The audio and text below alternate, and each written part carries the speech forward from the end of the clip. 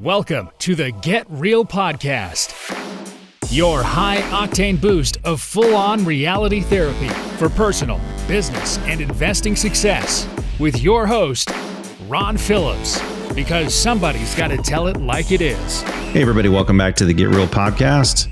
Ron Phillips here. And have you ever wondered, those of you who've been listening for a while, have you ever wondered what the heck ever happened to the first co-host of the Get Real Podcast? You guys will remember, started this show with Angela Thomas, and I was talking to her the other day.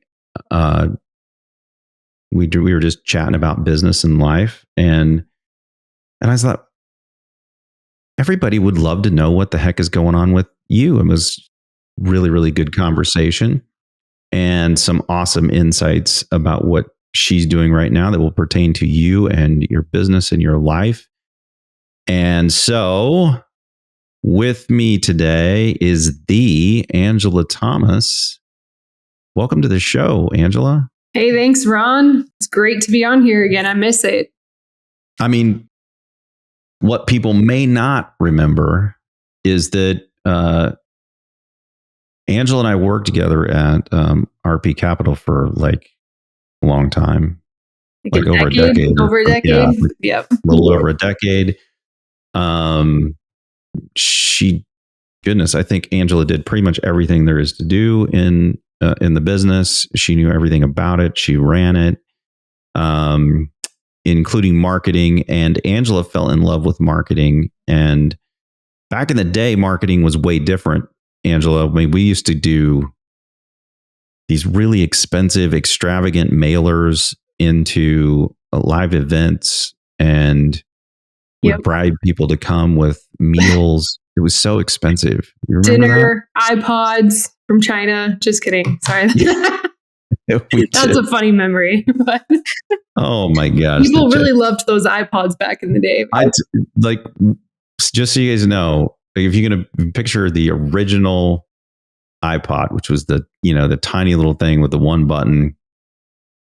When we ordered these, I remember thinking, "Oh, this is cool." I mean, we knew it was a knockoff, but it was, it looked really good. It looked like the little Apple one. Yeah. It came with this thing came with no memory. You had to put an SD card in it, and it was such a joke. Oh my gosh, that was such a joke. Anyway, that's how we used to market. We used to do live seminars. We traveled all over the place, and it was crazy town. It was really kind of $20,000 up front for a mailer plus all the event costs. It was, some people are still doing that. You know how it is. So, yeah, and look, it works. It worked for us. I think we just got sick of being on the road, and I knew there was a better way. You basically took everything we were doing on the road and made it digital, put it online, and then marketed it. And crazy enough, it went better. Way better. The great thing was, though, we did prove out a webinar with our live seminars. We had a seminar that worked, and then we were able to take that and duplicate the process online. So definitely gave us a little step up compared to people who don't have anything, Yeah. So Angela, if you guys recall, I think it was like December of some year. I don't even remember what year. Anyway, Angela shows up, tells me that she wants to start her own business, and I'm October 2019. Not that I remember specifics. I'm just Angela knows. Angela knows. And then so she went out and started a digital marketing agency, and did really, really well with it. What I thought would be really cool to talk about today is kind of like the entrepreneur journey, because this is relevant to anybody who's investing in real estate, has a business, wants to, stop doing their 9-to-5 and do something. I mean, it's relevant to so many different people, because whether you're utilizing a digital marketing agency or you're utilizing real estate or, whatever the thing is, when you do that, you are to some degree becoming an entrepreneur. So, Yeah. Angela has done this for several years, and we were talking about it the other day, and I thought, man, this is just really cool. I think people would love to hear from you just because you spent so much time on the show, and B, people would love to hear the journey and like what lessons you learned along the way of growing this business and how it's, taken some turns. Talk to us a little bit about like how this thing progressed. Yeah, you just made me think of something. Back when I decided to actually take the leap and become an entrepreneur, I was I was pushed into it a little bit because I'd been with you, working with you so long. And then I had all these business owners asking me to help them figure this out in their company. And I think I'd been waiting. I always wanted to start my own business, but I was waiting for like somebody to tell me what to do, lightning to strike, somebody to give me permission to like actually go out and do it, or like to have some genius idea that was, I could take on Shark Tank, something crazy, right? And it's funny because that kind of happened the same way with you. You were kind of pushed to start RP Capital because, you were happily partnered doing the real estate thing with another guy. And then that relationship blew up and threw you into starting RP Capital. Our relationship didn't blow up, but I was I realized like no lightning was going to strike. I wasn't, I couldn't just keep waiting for the rest of my life for some huge thing to happen to get me to be an entrepreneur. So I just jumped and right before COVID, which was a little crazy. But one of the biggest things I learned early on is, once you're running your own business, everything is on you. You whether, if you fail at something, you have to keep trying because there's no other option. For me, I was like, I'm not going to go back and admit defeat and get like a normal job, right? Like for me, that was not. I was like, once I decided to be an entrepreneur, I committed 100%. And I'm like, I'm going to make this work no matter what. I think that's so key to pretty much anything. So, I mean, take anything you're doing in life. That's pretty much the key to making it happen is that you're just not gonna give up. And, yeah, I remember this. I remember distinctly having conversations around like December-ish, and we were trying to get a runway scheduled for you and stuff. I'm like, let's probably do like, I don't remember what it was. It was like 1st of January or something. I mean, it was crazy. Whatever the date was I gave you was nuts. Oh yeah. And like, you're on your own after this date. Let's go. Yeah. She's like, well, why wouldn't we like lengthen it out a little bit? I'm like, cause you got it. You need to, you got to go because you have to go do it. And it's one of those things just because I already had experienced that. I felt like if I shoved you out of the nest, that's what you did, which is exactly what I did. That you would succeed because you were already there. And that lesson, I think that's what keeps people either from succeeding or from trying at all, which prevents you from succeeding anyway. It's this fear of failure and and when you're starting, like you said, like not really knowing what you're doing, you have a concept, you have an idea, and you even had a proven track record. Like you knew how to do this thing, and you had people who wanted to do it. It's still really scary. It is to do it.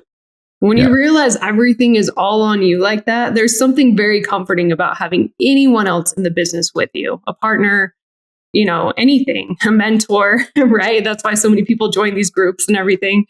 Mm-hmm. But really, it's all on you. And realizing that, especially if you have a family to support and stuff, I mean, it's a huge pressure, right? And then once you get employees, the pressure just keeps growing. So that's another thing I think that is misunderstood in the market. That if things go bad, that this business owners just don't give a crap and they'll just cut you loose. And that, well, you remember this because I didn't like letting anybody go, and I made you do it. And I got the pleasure of letting people go. I hate that. And there is a weight of these other people and their families on your shoulders that I don't think people realize either. Like the more people you add, the more weight there is. And it doesn't go away. There's nothing like coming up on a payroll and not having enough money for the payroll. Oh man. There is nothing at all. If you haven't experienced that, you literally, you shouldn't be talking about business and understanding what business owners and entrepreneurs that pressure and scramble to figure that out when that happens, because it inevitably happens in your first couple of years. There's really, unless you're crazy funded by some huge, conglomerate or, rich guy, or gal, you're going to experience that if you're doing this all on your own. I definitely have. So just, we were laughing the other day because I have one of my partners in my company the other day called me a cockroach. I got to have him on the. I love that. I got to have him on the show because it's hilarious. It's the first time I've ever been called a cockroach and felt good about it. But I called Angela a cockroach the other day too, and and this is what we're talking about, right? It's the inability to die. There's, and then he's like, yeah, this cockroaches, you can't kill them. They just find another way. And I said, yeah, now that I'm thinking about it, they multiply really well too. And, before long you have an infestation, and that's what good business owners do. They create infestations of their product or their service or whatever it is. All across the country. And you keep reinventing yourself. Find a new way, like that cockroach. It's true. Yeah, can't kill them. That was kind of my second point with this is you can't get comfortable. Like, I don't know about you, Ron, but every time in my business that I think I'm just kind of, I'm like, I got it. Like the bank account looks good. My team's doing well. Everyone's, happy with their marketing. It's all going good. And you just kind of float and chill. That's when everything blows up in your face every time, I swear, right? No. At least for me. So every time I get comfortable and stop trying to innovate and change things, it just blows up in your face. So one thing I learned through this is even when, everything's going well, the business world, the digital world, everything is constantly changing. And your clients and your employees and everyone are counting on you to help them navigate the shifts and be ahead of it. That is such a key thing. And I'm going to just take this a step further because a whole bunch of people listening, as Angela already knows, are real estate investors. And this is the same in real estate. There's no difference.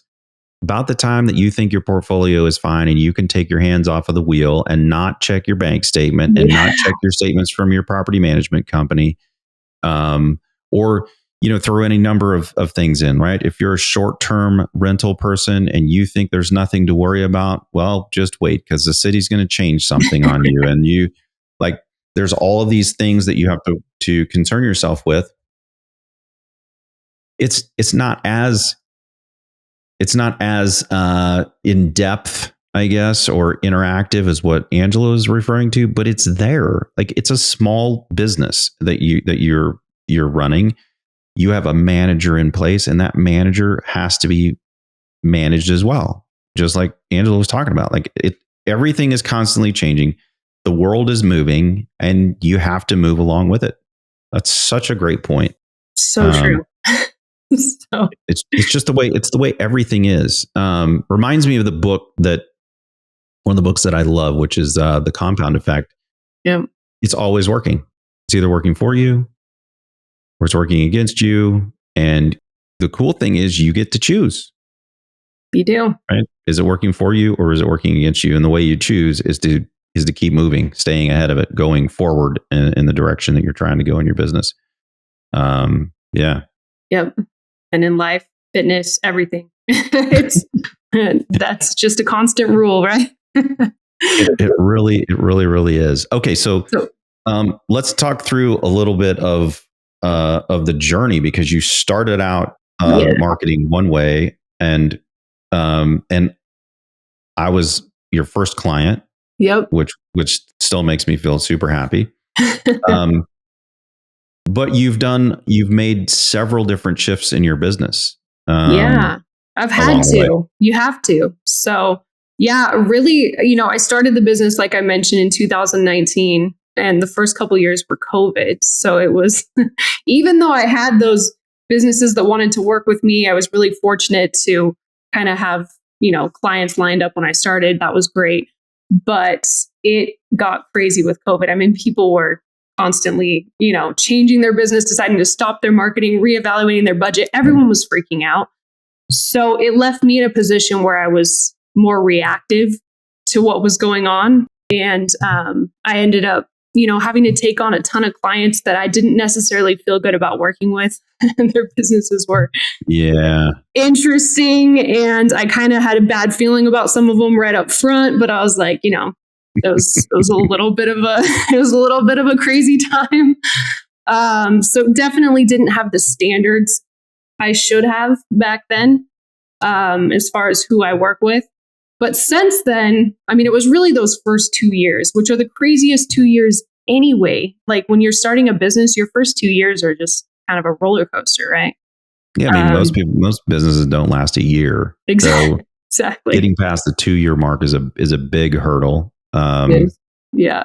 The odds of you succeeding after 2 years goes up dramatically, but the first year is, I mean, it's pathetic.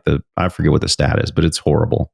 It is. And I can see why. And anyone who started around COVID just had that extra fun added in there.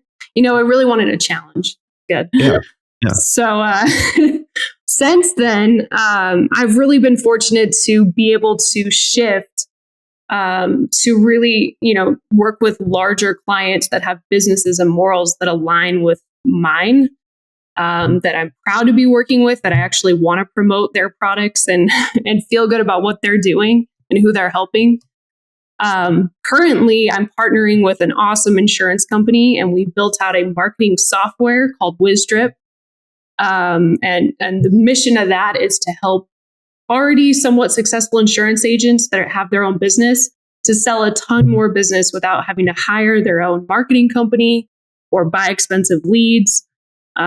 So anyway, that's a passion project. That's really cool. I still work with a lot of real estate companies, whenever that comes up, because real estate investing's always been near and dear to my heart. And that's my plan for my future.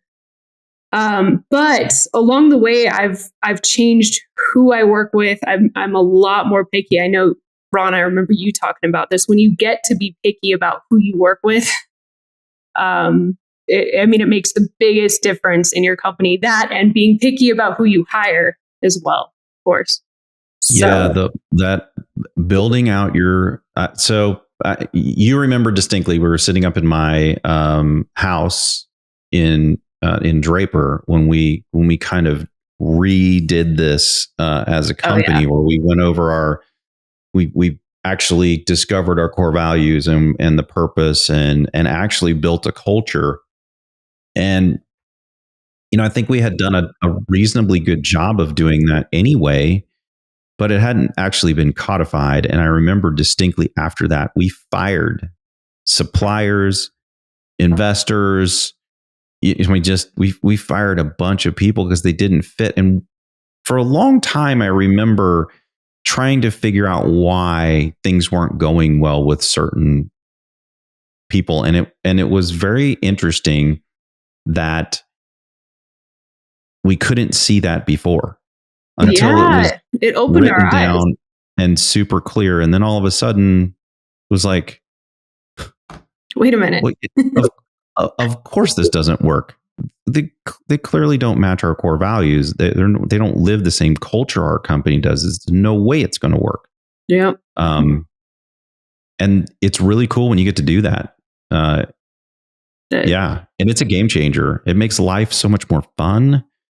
Yeah, man, it eliminates so many people. I mean, being an entrepreneur, there's enough problems. You don't need to create other ones by doing business with the wrong people because you need the money. No. And unfortunately, many of us are forced to do that in the beginning. But man, once you're able to, align it with your actual values and what you believe in. It makes the biggest difference. So, I mean, along this journey, I've had to change a lot about how we're marketing and, tightened up all the systems and everything that I recommend to my clients. But the biggest difference is who I'm working with and the ability to actually choose companies that I feel good about working with and that I know will be successful, that already are successful. So, yeah, pay their bills on time, I mean, that doesn't hurt, that doesn't suck when you get paid for your work on time. Yeah, that's always good. But okay, so can I spend like a couple of minutes on this thing that you're building? You've piqued my interest. So you've created it's some kind of a marketing software. I assume it's AI driven or something. So we actually, and eventually we'll move this to our own server, but we took, the best CRM there is right now, which in my opinion is Go High Level. I know in the past we've used Salesforce, Infusionsoft, all the big guys. Go High Level took all that and made it way more simple and user friendly. They interact with all the other programs really easily. The integrations are awesome. So we actually white labeled Go High Level and built our marketing system and our software and everything on top of that powerful CRM. And we took marketing campaigns and everything that are already working and white labeled them, white labeled the webinars, the ads, the campaigns, the follow-up, along with putting in the AI text and email follow-up, all the newest technology, to give these agents a leg up without them having to spend, tens of thousands of dollars building all of this themselves.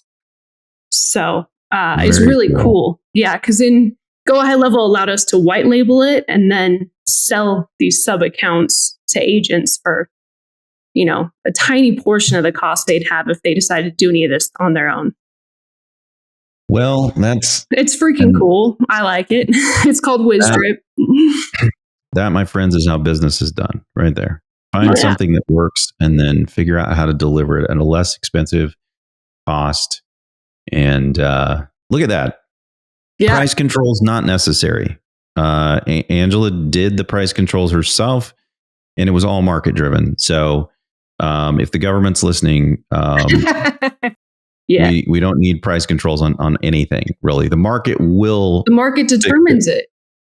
I don't understand why it's so complicated for the government to figure out. It's a big problem. I do. Actually, I do. That's not true. I do know why. It's because they just want power. So there's my rant for the day, everybody. Okay. Ron's politics.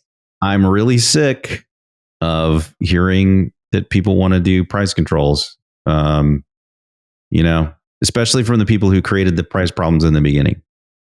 Yeah, that is not something America should be considering. So, okay. Anyway, moving on. My aside. Okay, so if I'm a business owner, if I own some real estate, I've got something going, and I need to understand a little bit better about marketing. Like what from your experience in the market, what can you tell everybody listening that would be beneficial and help them out with whatever they're doing? Maybe they're even managing a department. Who knows? That needs something like this. Okay. Well, that makes me want to start ranting. You just brought what you just said. Please do. This is the Get Real podcast, if you recall. All right. We're going to get real here. Not only welcomed here, they're necessary. Okay. Well, I have to call out basically every business owner, real estate person that I've ever talked to. I'm sorry. But it's not just you guys. Everyone is looking for the magical pill for everything. You want a magical pill to lose weight. You want a magical way to earn money. Right, I know. It's called Ozempic. And really, I think only people want Ozempic for marketing from you. So yeah. Well, that magical pill probably has all kinds of, consequences we're not yet aware of, but it is pretty cool. I would like to point out that Get Real Podcast is in no way suggesting that anyone should take Ozempic. It's probably really horrible for you.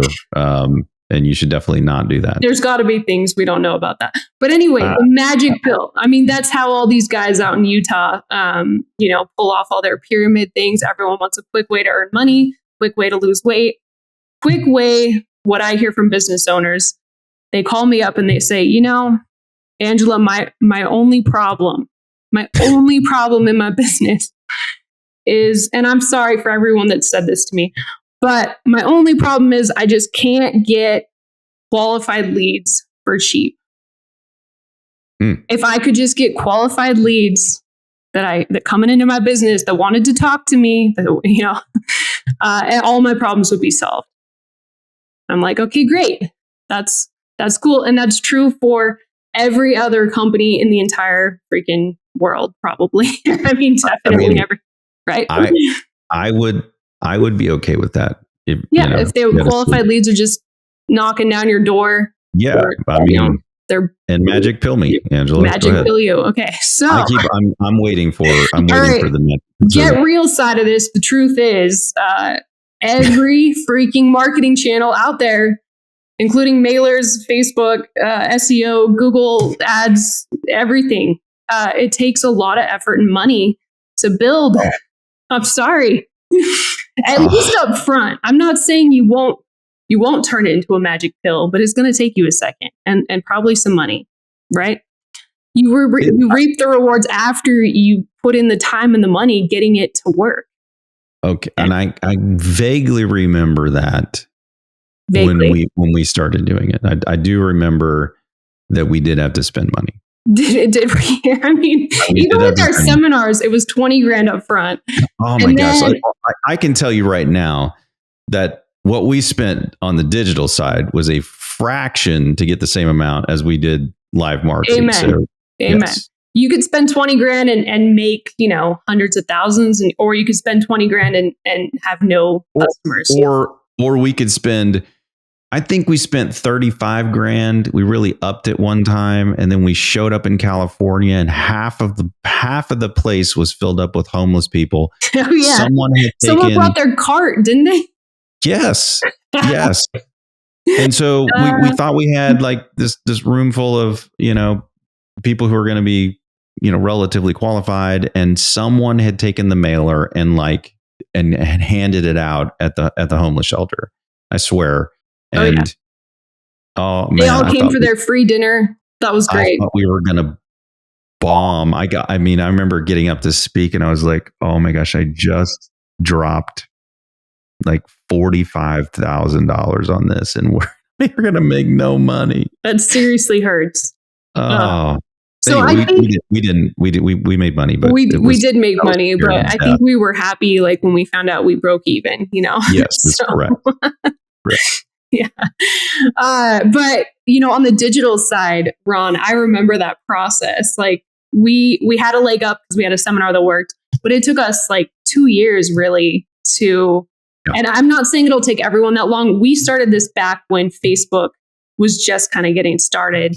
And we hired some people to do it for us first. That was kind of a big money spend that didn't really get us results. So before we stepped in and decided to do it ourselves. Yeah. That was fantastic. Yeah, that was great. Anyway, my point here is, that the successful clients that I've had over the years, including RP Capital, that was my first guinea pig, they all have one thing in common, right? They stuck with their marketing plan and their marketing channel and put in the time, effort, dollars to make it work, make it produce ROI before moving on to another, magic pill channel, right? And they're turning that into their magic pill.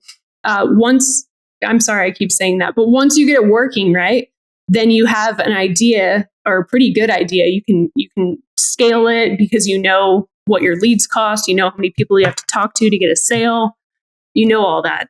But if we take Ron's exact setup, Ron's, his ads to his landing page to his to your webinar recorded, to your people calling, your exact setup we have for you, and we give it to another business that does the same thing, they're not going to instantly be able to use it the same way. They have to figure it out. Their team has to figure it out. They're not going to, it's not like we can just stick it, even though it's successful for Ron, it's not going to instantly make somebody else rich and be their magic pill. It'll get them closer. We already kind of know what works, but it's just not the way it is, you know? Well, yeah, every business has a different voice, and internally the systems that run everything they're probably different. So and we got to retrain. Like, we got the people calling, even if they have your script, we gotta train them a little bit. So my point is, every single successful business owner that gets marketing working for them has to put in that initial effort and time and money in the beginning, and not jump to the next hottest, exciting thing, which is so hard for entrepreneurs. I know. Okay, can I ask you, anybody out there who's going, okay, yeah, I get it, Angela. Okay, I understand all of this stuff. Sorry. I get this now. So I need to hire an agency to do this. And it's kind of like, how do I tell which syndicator isn't going to piss away my money because they don't know what they're doing? It seems like real estate and marketing, they're very similar, right? There's a low barrier to entry to become a marketing, quote unquote, I'm doing air quotes, everybody, marketing expert. Oh gosh, $97 course. You can say you learned marketing, right? Yeah. So give us like a few things. If somebody's interviewing marketing agencies, like, what are some things that they need to ask to make sure they're not getting screwed, and what should they be looking for in your industry from your perspective? I am glad you asked. Definitely would get a track record of who they've worked with and results. I mean, obviously everyone wants that, but caveat to that, even if they've had a ton of successful clients, once again, you still have to know that yours is going to take some time, right? But you want to know who they've worked with, the results they've had, and you want to actually know where they learned to do their marketing, kind of what their background is. Okay. If they learned it doing it, you're a lot better off than some kid that went to college for it or somebody who took, just decided I'm going to be a marketer and took some courses online. That's not going to get them anywhere. Okay.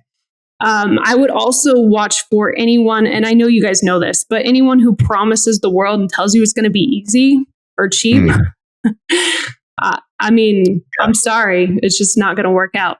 I also notice a lot of business owners, they'll go into like a done with you kind of thing, which, where part of it's a course, but they tell you they're going to hold your hand along the way. That's awesome if you are ready to become a digital marketer yourself. Like, you are going to have to put in the time, like you're going to college, and then start testing it, implementing it. You better have a lot of time, no matter how much hand holding or question answering they're going to do for you, because it's most people that do that, they never implement it ever, because it's a ton of work. You're learning a whole new industry. If you're already a business owner, you probably have something that's taking up most of your time. Digital marketing is a whole other industry that you have to learn. So that's what I would say. A lot of people get pulled in by the, this is easy, we'll have these leads coming in for you, the magic pill talk. So watch out for that is the number one thing I would say. Okay. And then tips to making this work. So like I'm a business owner, but I don't have, if you create a whole bunch of leads, I think the other piece of this too, as I'm remembering how we built all of this, the other piece is that having a lead means that someone on your team actually has to call the lead, and they actually have to know what they're doing. And like the conversion of those leads is as critical as getting leads to come in. And I think that's another place where people fall down. We did. I mean, I remember it was really tough. We tried a lot of different things to try to make that work. And we figured it out. But again, the getting the leads to come in was one piece, figuring it out, and then the whole funnel on the other side turning those into anything, right? Right. Yeah.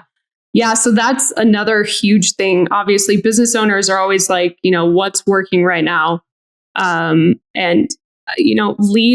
Leads coming in, no matter where they're coming in, are less and less trusting. Especially digital leads, because AI is putting out fake articles and pictures, and they don't know who you are, right? Obviously, referral leads are a totally different thing. I'm not talking about those. I'm talking about leads that don't know your company. Remember that leads are just busy people like you, and your job as the business owner, your team's job, is to quickly build a relationship with that person. Some kind of relationship that makes you stand out in their mind, right? And there's really two options with this, and we talked about this on the phone. What I've come to realize, because I just have to point out real quick, there's a huge difference between an amazing setter that calls leads and gets them excited and a salesperson. These are two different people. Most businesses I've worked with make the mistake of having the salesperson do the initial calls to the leads. I've seen it work in 1 out of 100 setters, or 1 out of 100 salespeople, maybe, probably less. So you have to do one of two things to get your leads to convert. Okay. You have to either have an amazing call center that you've trained, or a setter on the front end to call these leads within like 60 seconds. Okay. And then, there's a whole process with this, but create a fast relationship on the phone with these people. So what these call centers or setters are good at is being excited and happy and hard for people to hang up on. Like people instantly, these people we have calling are people that you just instantly like on the phone. They have a great phone voice. They're happy and excited. They don't get upset that people are hanging up on them. They're made for this, right? You got to have that in place to take care of these leads.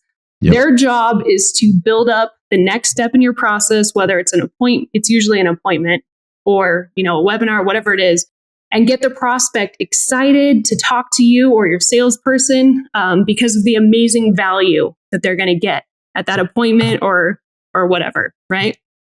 Option number 2 is to skip the call center part, but get the lead quickly to a proven event. And I say proven because sometimes people create webinars and seminars that bomb or whatever it is, right? So you go and have a proven seminar, webinar, live. I'm sorry, this is the Get Real podcast. I'm being harsh. Whatever it is, you have a proven event where you have the opportunity to be in front of these prospects. You're getting people to register for a live webinar, seminar, lunch, whatever it is.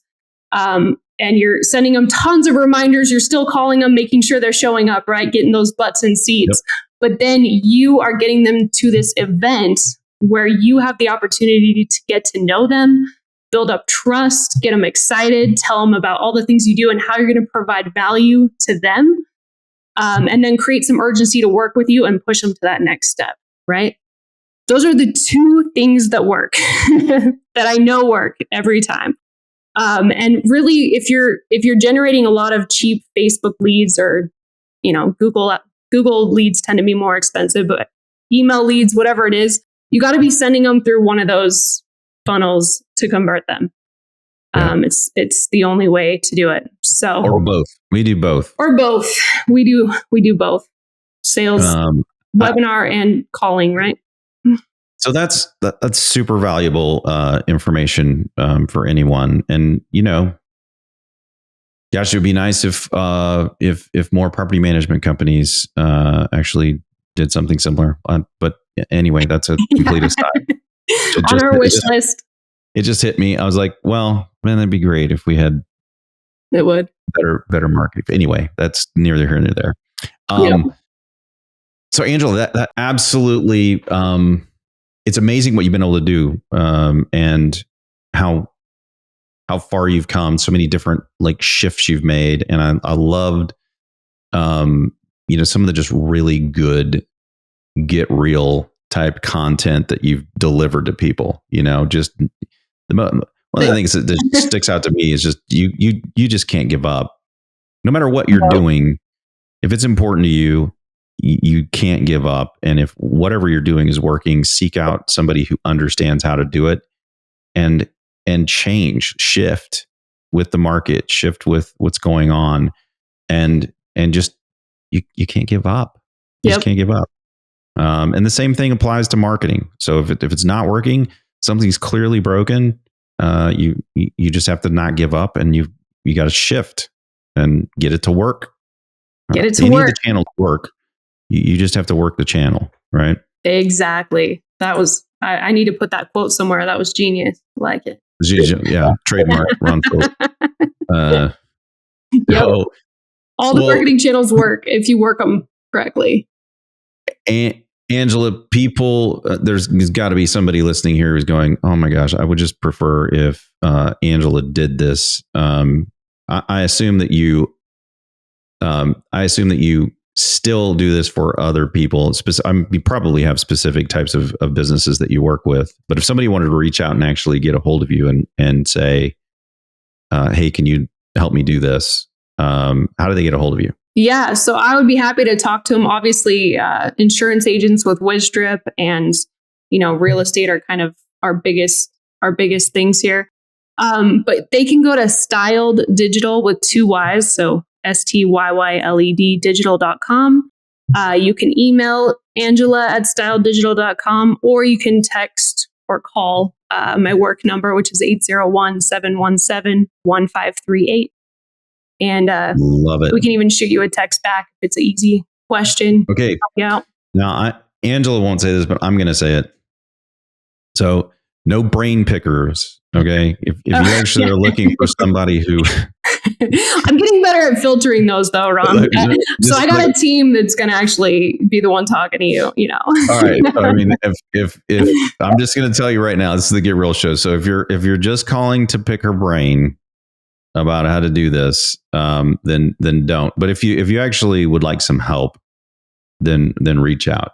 Angela is great at what she does, and your business will be benefited if you work with her. If she can help you based on what you're doing. But yeah, if you're an insurance agent or a real estate person, definitely. Angela can help. The insurance one, I think I said it's wizdrip.com. Wiz is WIZ. It stands for wisdom drip, because we drip wisdom on all your clients. Just dropping knowledge. Yeah, dropping knowledge. Yeah. What's the now I want to create a logo, and it feels like it's a guy dropping a mic on the WizDrip thing. Yeah. We actually have a very wise looking, cute cartoon owl is our mascot for WizDrip. He's a wise owl dropping wisdom. I was thinking rapper Gold Chains dropping a mic on. We should put a gold chain on the owl. That would be cool. For sure. That would work. That's a great compromise. And on that note, everybody. Okay. Until next week, get out there and make something happen. Thanks for having me, Ron. Appreciate it. This has been the Get Real Podcast. To subscribe and for more information, including a list of all episodes, go to getrealestatesuccess.com.